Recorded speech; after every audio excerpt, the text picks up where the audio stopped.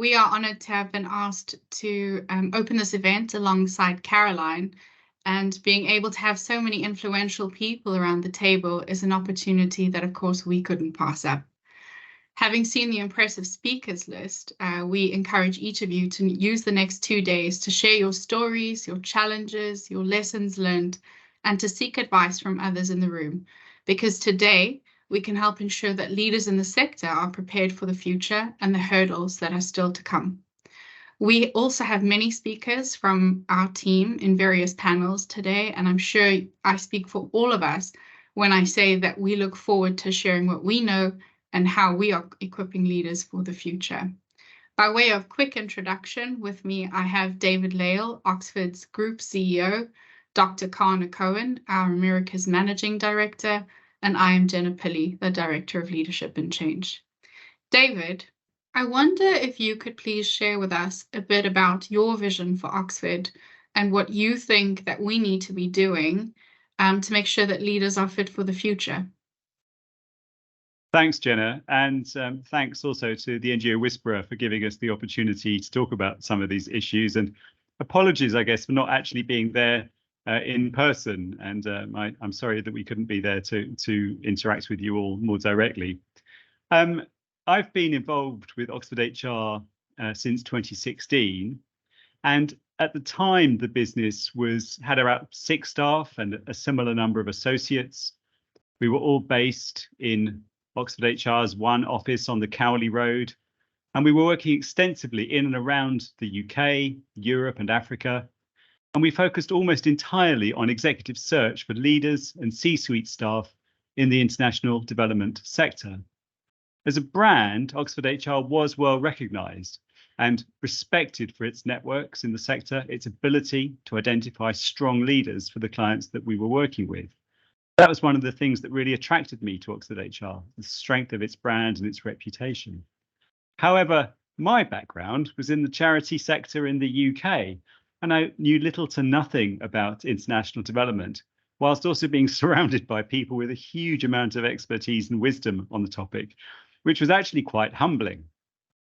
And I remember that one of the first things I did when I became chief exec at the beginning of 2018 was to ask the staff and associates, pretty much anyone I came into contact with, about books I should read to get up to speed on some of the issues in international development. And I remember many of them recommending Jared Diamond's book, Guns, Germs and Steel. And looking back on that, I think that probably should have given me a clue as to exactly what I was walking into in the sector and also in the organization. I think for me, when I think back to those early days with Oxford HR, it's useful to ask yourself in a business, what business are we in? And at the time of joining Oxford HR, I was in two minds. On the one hand, I thought perhaps we're an executive search business that happens to work in international development. Or on the other hand, perhaps we're an international development business that happens to do executive search. I think as a leader, if you cannot clearly define what business you're in, then perhaps you're in the wrong business. Looking outside, well, inside and outside really of the organization, there were a number of really quite daunting strategic challenges. We were responding to issues, as we still are, around localization and decolonization in the sector, responding to issues around equity, diversity and inclusion, EDI. We were responding to competitors who often offered lower priced and more automated services, had huge databases or significantly larger and better resourced teams working globally. We had a success rate of filling first round appointments at only 64%, which didn't seem very high to me. And that was just inside of the organization. And before we got into some of the external issues of war, climate change, AI, pandemics, economic uncertainty, and all of those other existential issues that confront us all. And if you haven't read 21 Lessons for the 21st Century by Yuval Noah Harari, I can strongly recommend it to you. I could really talk all morning, to be honest, about the approach we took to tackle or mitigate some of those issues, but I've only got a few minutes, so I thought I'd summarize the key points. I suppose some of the key learning points for me as a leader of a small business. I think overarching point for me is the decision to define ourselves as a global leadership consultancy. And that felt quite ambitious and quite a departure from the executive search focus that we'd had prior to. And to be honest, it also felt like a bit of a leap for where the organization was actually at the time. But that's where we said that's what we wanted to be, and it was where we wanted to get to. And we wanted to focus on the social and environmental impact space, not just international development, which is obviously a huge area in itself, and try and transform ourselves into that global leadership consultancy. And we did that, I think, through, to borrow a fairly hackneyed phrase, thinking globally and acting locally, a phrase that was obviously developed to help people think about environmentalism. And these days, I think as an organization now, we represent over 25 nationalities. We work in 4 continents. We've grown to around 100 staff and associates globally, with offices not only in Oxford, but in Amsterdam, in Nairobi, in Singapore, and most recently, Washington, DC. I'm really pleased to have my colleague Kana Cohen, Dr. Kana Cohen, our newly appointed MD, speaking with us today. So having that global perspective, but also thinking about how do we make sure that we're close to our candidates, close to our clients, really plugged into the communities that we're trying to work with. The second, I think, point of change was a focus on training, learning and development, making sure as an organization that we were focusing on training up people to become the best that they possibly could be, particularly our researchers, who really are our secret sauce, making them a world-class resource. And that's been an ongoing project and bearing fruit, particularly. When I look back to that first-time fill rate I mentioned a few minutes ago of 64%, last year it was 92%. And a large part of that transition has been having research teams who really are world-class and are expert at what they do. And then I think the third thing is what I'd call using the hive mind. And I think this comes out of my sense of inadequacy when I took on the job, of not knowing nearly as much as the people around me and having to rely very much on a group of associates and staff who knew far more than me. But it's developed into a way of being in the organization that when we launch a project, we bring everybody, literally everybody together in the organization to talk about it, think about it, and give some inputs into it. We recognize everyone's got a contribution to make, and we want to access the wisdom, the expertise right across the business in everything we do. And the final change that we brought about was to launch our own leadership and change team. And of course, Jenna, who introduced us a few minutes ago, is the director of that leadership and change team and brings, along with her colleagues, a huge amount of expertise in building resilience in leadership teams and also in supporting our clients on their EDI journeys. We also looked at the business and thought about how we develop sector specialisms to reflect the industry areas we work in, things like trade and economic development, climate and conservation, global health and education. And that allows us space to develop real expertise in those subject matters too.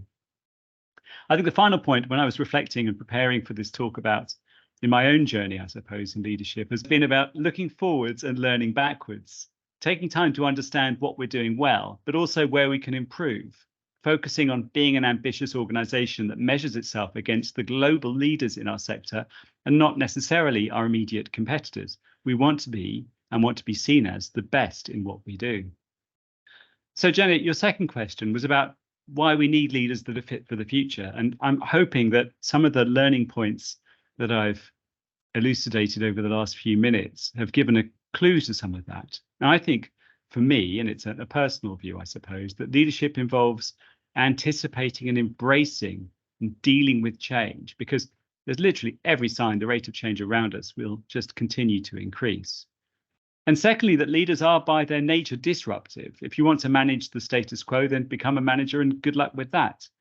But more than ever, I think we need leaders, political, social, organizational leaders, who are able to articulate a vision of the future that we can all subscribe to, one that gives us hope for a better future. I suppose in summary, we need to embrace the disruptors. Thank you. Kana, as the managing director of our newly opened Americas office, can you share a bit about why we've chosen to open an office in the Americas, why you've joined us, and your vision for the sector in the Americas? Sure. Thanks so much, Jenna. Thanks so much, David. And before I begin, just a warm good morning, Dr. Opinde, and all the incredible participants here today and tomorrow for the 2023 NGO Whisperer Global Summit. It's clear your dedication to empowering non-governmental organizations really is at the heart of what you do, and it's clearly reflected in your remarkable assembly of global leaders participating over these 2 days. We recognize the tireless efforts of NGO Whisperer to encourage the growth and success of NGOs through improved resource mobilization, organizational development, project management, and so much more.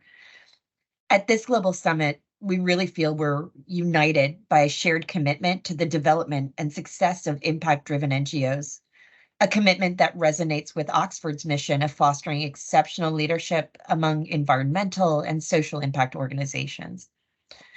Oxford, and especially our Americas team, is really thrilled to stand alongside you, supporting you and all your partners here today. Oxford's legacy is one of distinction by identifying and supporting leaders and organizations to navigate challenging societal issues. This commitment continues with the establishment of our newest regional hub in the Americas. My own journey to this role has been one informed by experiences across 5 continents and in leadership roles across the nonprofit, public, and private sectors.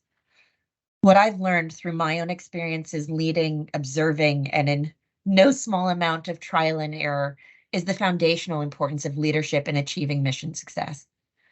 Leadership that's informed by learning not only from partners in your community, but importantly from those who are coming from different sectors, who approach challenges differently, and from whom you may not traditionally engage, but who can support your growth journey by sharing new approaches and enhancing your learning. In many ways, I've found myself as something of an interlocutor or even translator, moving between sectors and regions, trying to help bridge some of those engagement gaps among leaders in order to bring about the greatest impact for those seeking positive change.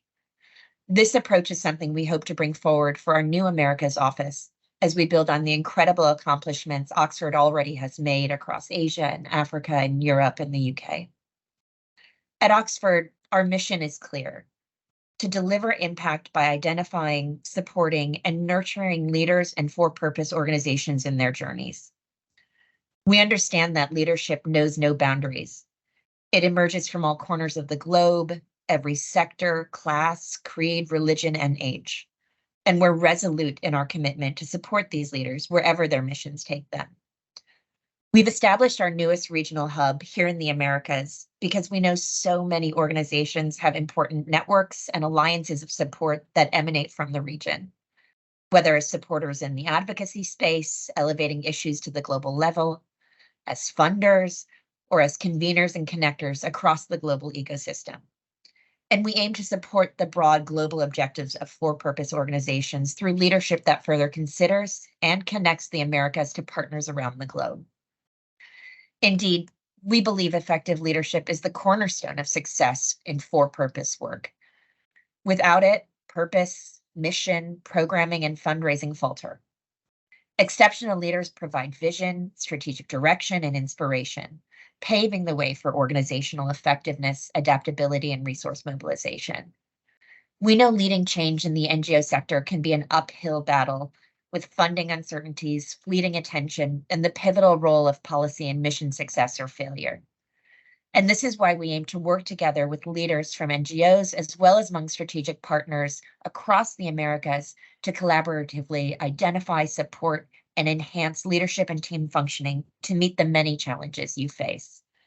As a team rooted in the sector we support, we bring firsthand knowledge of the challenges and opportunities so many organizations face. This includes in thematic areas, many of which David cited, such as education, human rights, global health, good governance, conservation, and sustainability. And importantly, in the understanding we bring to identifying the kind of leadership talent your organizations require, be it for your executive team, supporting a founder to CEO transition, assisting with board placements and governance, improving your skills on intercultural diversity, or assisting with organizational change and strategy. Navigating the NGO landscape is undoubtedly challenging, But at Oxford, we see these challenges not as obstacles, but as opportunities for meaningful transformation. Together with Dr. Opinde, NGO Whisperers, and leaders in the NGO sector, we're excited about the possibilities ahead. In the words of Simon Sinek, an important voice in leadership scholarship, leadership is not about being in charge. It's about taking care of those in your charge. Thank you so much for all of you here today. We look forward to continuing to shape the future together. Back to you, Jenna.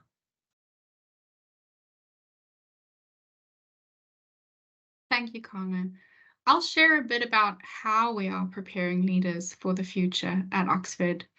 So as a global leadership consultancy, our goal is very simple. We want to see a world that is fair and sustainable, and that starts with having leaders who are ready to make a positive impact. As Carmen mentioned, our mission is very clear. Identify exceptional leaders, provide them with the right opportunities, and equip them with the necessary tools for success. We see ourselves as more than just a team of experts. We are trusted partners, we are advisors, we are thought leaders. Our global team, comprising of leadership experts, search consultants, organizational psychologists, EDI advisors, HR specialists, and governance experts. And collectively, we nurture and guide leaders through the challenges that they face. Over the next 2 days, I'm sure you'll hear more about the work that we're doing. But to sum it up, we are actively working to support founder-CEO transitions, co-leadership initiatives, leadership and top team development, governance and HR structures, and executive search. Each of these practice areas showcase our commitment to working hand in hand with organizations, boards, and teams, steering them through change, introducing innovative models, and providing guidance on best practice approaches. As you can tell, we have a lot going on. We understand that leadership is not a solitary journey and that we need to support leaders at a systemic level, which means ensuring the effective functioning of the board, the organizational structure, the senior team, and the individuals in it. Through our extensive range of offerings, including leadership development programs, EDI workshops, executive coaching, and peer coaching initiatives, we strive to create an ecosystem where leaders and their teams flourish. So let's dive into the next 2 days together. We're all here to learn, to share, and work together to shape the future where our leaders and our organizations thrive.